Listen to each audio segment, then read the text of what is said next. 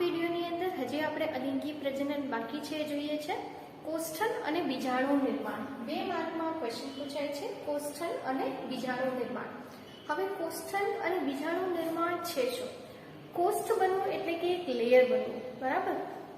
તો એ કઈ રીતે થાય અને કયા સજીવો એ દર્શાવી શકે?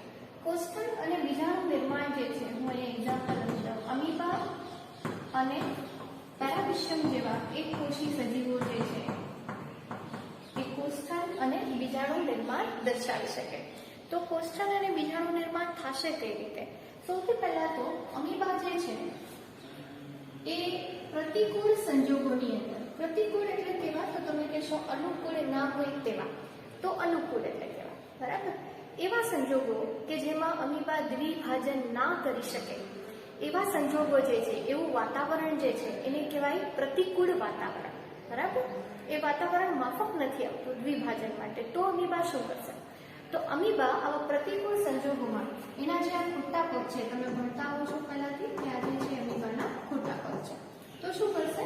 એ પ્રતિકૂળ સંજોગોની અંદર સૌથી પહેલા તો એ પોતાના ખોટા પગ પાછા ખેંચી લે અને ગોળાકાર આકાર ધારણ કરી લે છે. આ છે એનું કોષ કેન્દ્ર, બરાબર? અને પોતાની આસપાસ ત્રિસ્તરીય કોષનું નિર્માણ કરે છે. આ ખાસ યાદ રાખજો, ત્રિસ્તરીય કોષ. કેટલા સ્તર છે એ ખાસ યાદ રાખજો. ત્રિસ્તરીય કોષનું નિર્માણ કરે છે જેને કહેવાય સિસ્ટ, બરાબર? ઇંગ્લિશમાં આપણે એને કહીશું સિસ્ટ. અને ત્રિસ્તરીય કોષનું નિર્માણ કરે છે. હવે જ્યારે અનુકૂળ સંજોગ આવશે, અનુકૂળ સંજોગોની અંદર એટલે કે માફક વાતાવરણ આવશે, તો ત્યારે આ કોષ્ઠની અંદર એનું જે કોષ કેન્દ્ર છે એનું વિભાજન થશે. 1 માંથી 2, 2 માંથી 4, 4 માંથી 8, 8 માંથી 16, આ રીતે બહુભાજન, બરાબર? એટલે કે ઘણી બધી વખત વિભાજન થઈ ગયું છે, પણ હજી કોષરસનું વિભાજન નથી થયું. તો ધીમે ધીમે હવે કોષરસનું પણ વિભાજન થશે અને ઘણા બધા નાના નાના બાળ અમીબા આની અંદર બની આવશે. પણ આ જે બાળ અમીબા છે એને આપણે કહીશું કુટપાદીય બીજાણુ, બરાબર?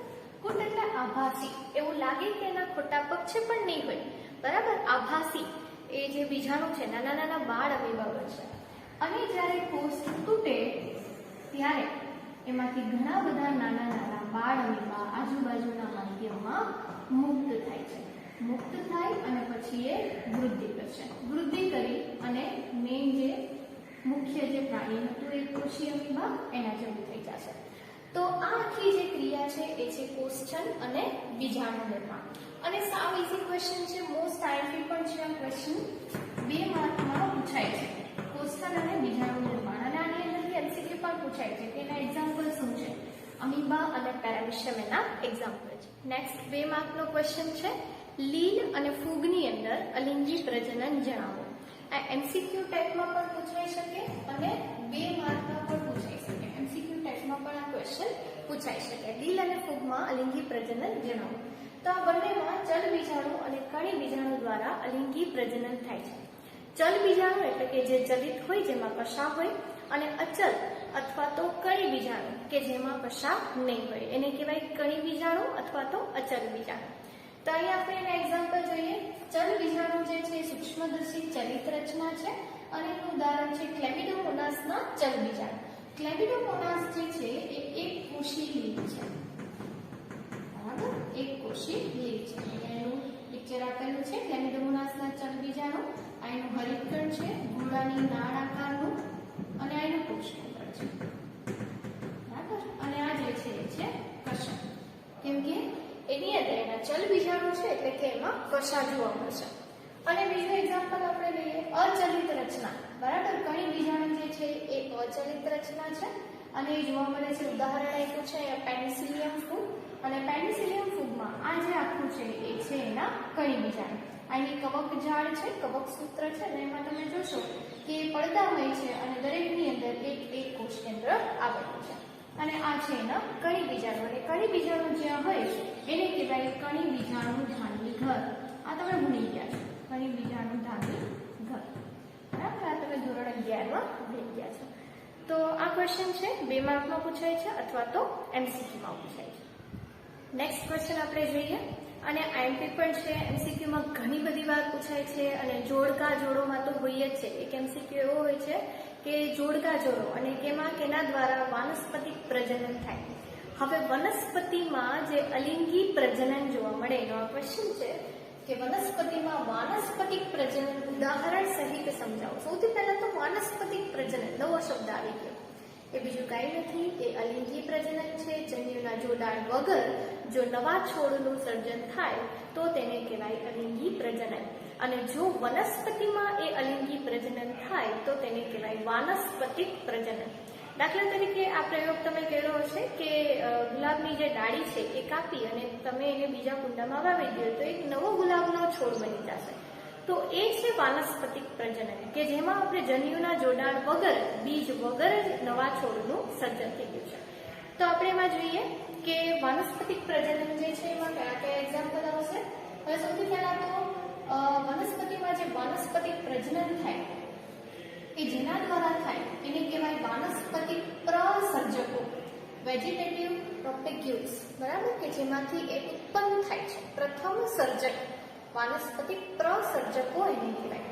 અને એ ઘણી બધી રીતે થઈ શકે, જેમ કે આપણે એને એક્ઝામ્પલ લીધા છે. સૌથી પહેલા તો ભૂસતારી, ઘાસ જેવી જે વનસ્પતિ છે એક દળી, ઘાસ એક દળીમાં આવી જશે. ઘાસની અંદર એટલે ઘાસમાં એક્ઝામ્પલ આપ્યા છે અપૂટી, ધાણી, દુર્વા, જેટલા પણ ઘાસ છે એની અંદર ભૂસતારી દ્વારા વાનસ્પતિક પ્રજનન થશે. ભૂસતારી એટલે કે દાખલા તરીકે આ રીતે ઘાસ છે, આ જમીન છે અને એનું જે પ્રકાંડ છે એ પ્રકાંડમાંથી, આ જે પ્રકાંડ છે એમાંથી એક પ્રકારની શાખા, એક શાખા જે છે જમીનને સમાંતર વિકસી અને એક પ્રકારની જે ગાંઠ હોય, દાખલા તરીકે અહીંયા ગાંઠ બનાવો, જ્યાં એ ગાંઠ જમીનના સંપર્કમાં આવે એટલે ત્યાંથી એ મૂળ ઉત્પન્ન કરી અને નવું ઘાસ સર્જે છે. બરાબર, અહીંયા મૂળ છે. એવી જ રીતે વળી પાછળ અહીંયાથી જો શાખા નીકળશે એ જ્યાં જમીનના સંપર્કમાં આવશે ત્યાંથી પાછું નવું ઘાસ સુધી નીકળશે.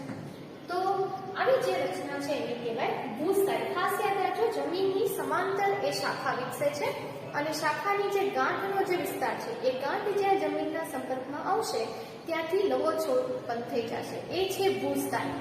બરાબર, એના પછી તમારે તો ફિગર દોરવાની જરૂર નથી, તમારે ડાયરેક્ટલી ભૂસતારી એનું એક્ઝામ્પલ આવે છે ઘાસ, પણ સમજવું જરૂરી છે. એના પછી છે અધોભૂસતારી. ફુદીનાની અંદર અધોભૂસતારી રીતે જોવા મળે. એટલે કે દાખલા તરીકે અહીંયા જે છે ફુદીનાનો છોડ છે અને એ ફુદીનાના છોડની અંદર જમીનની નીચે જે પ્રકાંડ છે, બરાબર, અહીંયા દોરી દઉં છું મૂળિયા, આ જે પ્રકાંડ છે ત્યાંથી એક શાખા વિકસી અને એની ગાંઠ સંપર્કમાં આવે એટલે ત્યાંથી એ નવો છોડ ઉત્પન્ન થાય છે ફુદીનાનો. જો શબ્દ સમજો, અધોભૂસતારી એટલે જમીનને સમાંતર તો છે પણ અધો એટલે કે જમીનની નીચે છે. બરાબર, એ શાખા જમીનની નીચે હશે, ઉપર નહીં હોય, તો એને કહેવાય અધોભૂસતારી. અને એ જોવા મળે છે ફુદીનાની અંદર. તમે આનો ઘરે પણ પ્રયોગ કરી શકો. એક ફુદીનાની ડાળી તમે કુંડામાં નાખી દો તો ઘણા બધા ફુદીનાના છોડ ઉત્પન્ન થઈ જશે. શું કરવા? કેમ કે એમાં અધોભૂસતારી દ્વારા વાનસ્પતિક પ્રજનન થાય છે. નહીતર તો એમાં ફૂલ આવે અને એમાં બીજ બને, પછી એમાંથી નવો છોડ આવે, પણ એવી રીતે નથી થતું. તમે ખાલી એક ડાળી નાખી દો તો ઘણા બધા રોપા એના ઉગી નીકળે છે ફુદીનાની અંદર. તો એ થાય છે અધોભૂસતારી. ભૂસતારી છે પણ જમીનની નીચે છે, એટલા માટે અધોભૂસતારી. નેક્સ્ટ આપણે જોઈએ ભૂસ્તારિકા. આ પણ ભૂસ્તારિક છે પણ આ પાણીની અંદર જોવા મળે છે. દાખલા તરીકે અહીંયા હું પાણી બનાવી દઉં અને અહીંયા હું બનાવું છું જળકુંડી. તો જળકુંડી જે છે એની એક શાખા પાણીને સમાંતર વિકસી અને જ્યાં ગાંઠ પાણીના સંપર્કમાં આવે એટલે ત્યાંથી પાછો એ નવો છોડ ઉગી નીકળે. બરાબર, જળકુંડી અથવા તો એને જળ શૃંખલા પણ કહે છે. શૃંખલા એટલા માટે કેમ કે લાંબી લાંબી ચેનની જેમ વધતી જ જાય છે. બરાબર, એનો ક્વેશ્ચન પણ આવશે, જળકુંડીનો ક્વેશ્ચન પણ આવે છે 2 માર્કમાં. તો જો જમીન ઉપર હોય તો ભૂસ્તારી અને પાણીમાં હોય તો ભૂસ્તારિકા. બીજો કાંઈ ડિફરન્સ નથી. ચાલો, એના પછી ગાંઠામૂળી. ગાંઠામૂળી દ્વારા થાય આદુ અને હળદરમાં. આપણી ઘરે જે આદુ અને હળદર આવે છે તમે એને જોશો ને તો એનો કંઈક આવો શેપ લાગે. બરાબર, અને એમાં તમે ધ્યાનથી જુઓ તો આ આદુ અને હળદર જે છે ને બીજું કંઈ નથી, એ છે ભૂમિગત પ્રકાંડ. ખાસ વાત, એ ભૂમિગત પ્રકાંડ છે અને આ જે છે એની ગાંઠના વિસ્તાર છે અને એ જે ગાંઠ છે એમાંથી નાના નાના મૂળ નીકળતા હશે, બરાબર. અને આવી જે આ જે આખી રચના છે એને કહેવાય ગાંઠામૂળી, બરાબર. કેમ કે એની ગાંઠમાંથી મૂળ નીકળે છે એટલા માટે એને કીધું છે ગાંઠામૂળી. જો આ જે ગાંઠામૂળી છે એને તમે જમીનની અંદર નાખી દો તો એમાંથી નવો છોડ ઉત્પન્ન થઈ જશે, આદુ અને હળદર, બરાબર. ગાંઠામૂળી. નેક્સ્ટ છે ગ્રંથિલ. બટાટાની અંદર ગ્રંથિલ દ્વારા વાનસ્પતિક પ્રજનન થાય. કઈ રીતે? દાખલા તરીકે એક છોડ બનાવ્યો, ઉપર છે અહીંયા બટાટાનો છોડ, અને ભૂમિગત પ્રકાંડ જે છે એનો જે સૌથી ટોચનો ભાગ હશે ત્યાં એ ભાગ આખો ફૂલી જશે અને આ છે બટાટા, બરાબર. જમીનની અંદર બટાકા બીજું કઈ નથી, એ ભૂમિગત પ્રકાંડ છે અને એમાં ખોરાક સંગ્રહ થઈ ગયો છે, બરાબર. તો બટાટાની અંદર જે જોવા મળે, બટાટું પોતે એક ગ્રંથિની રચના છે. અને તમે જુઓ તો બટાટામાં આવી રીતે ખાંચ જોવા મળે છે. આ જે ખાંચ છે એને કહેવાય બટાટાની આંખ. અને અહીંયાથી એ બીજું કઈ નથી, એ છે કક્ષકલિકા. પ્રકાંડમાં જે કક્ષકલિકા હોય એની જેમ ભૂમિગત પ્રકાંડ છે, બટાટું એક ભૂમિગત પ્રકાંડ છે, તો એમાં જે એની આંખ જે છે, એની જે ખાંચ છે એને કહેવાય કક્ષકલિકા. બટાટા તમે થોડાક દિવસ ઘરે રાખી દો એટલે શું થશે, અહીંયાથી એક કલિકા નીકળશે, બરાબર. નાની નાની કલિકા નીકળે એટલે કે બટાટું ઉગી ગયો એને કહેવાય, બરાબર. ઘરે જ ઉગી જાય. તમે એને જમીનમાં નાખી દો તો એનો છોડ બની જશે. જો ફૂલ ઉત્પન્ન નથી થયા, એ ખાલી બટાટામાંથી નવો છોડ બની ગયો, બરાબર. એ છે વાનસ્પતિક પ્રજનન. એના પછી કંદ. કંદ જોવા મળે સુરણમાં, વજ્રકંદ કહેવાય. જો તમારા ઘરે સુરણ એમને પડ્યું હશે, પ્રયોગ કરજો તમે. તમારા ઘરે સુરણ એમને પડ્યું હશે તો સુરણ જે છે ઉગી નીકળશે, આવી કલિકા નીકળશે, બરાબર. કંદમાંથી એ કંદને તમે ખાલી જમીનમાં નાખી દો તો એમાંથી પણ નવો છોડ બની જાય છે. એ રીતે ડુંગળી છે એને તમે વાવી દો તો નવી ડુંગળીમાં એમાંથી ને એમાંથી ઘણી બધી ડુંગળી જે છે તૈયાર થઈ જશે. ડુંગળી પણ એક કંદનું ઉદાહરણ છે, સુરણ કંદનું ઉદાહરણ છે. એલિફન્ટ ઇયર નામનો જે પ્લાન્ટ આવે છે એ પણ કંદનું ઉદાહરણ છે, બરાબર. લીલિયેસી કુળની જેટલી પણ વનસ્પતિ છે એ કંદ દ્વારા વાનસ્પતિક પ્રજનન કરશે. એના પછી આપણે જોઈએ પર્ણકલિકા. પર્ણકલિકા એટલે કે પર્ણની કિનારી ઉપર, દાખલા તરીકે હું અહીંયા ડ્રો કરું તો પર્ણની જે કિનારી છે ત્યાં આવી રીતે ગાંઠ જોવા મળે અને ત્યાંથી પછી નવી કલિકા ઉત્પન્ન થાય. એ જે નવી કલિકા છે છૂટી પડી અને નવા છોડનું સર્જન કરે છે, બરાબર.